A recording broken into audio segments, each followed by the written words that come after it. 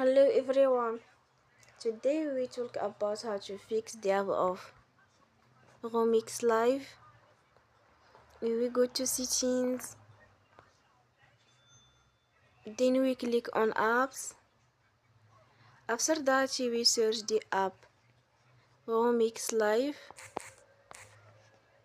and then we click. They will on for stop. After that we go to storage. Then we click on clear cache.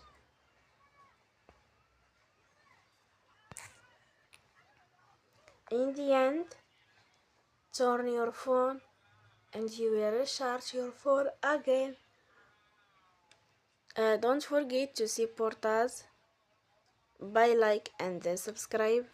See you next time and thank you for watching.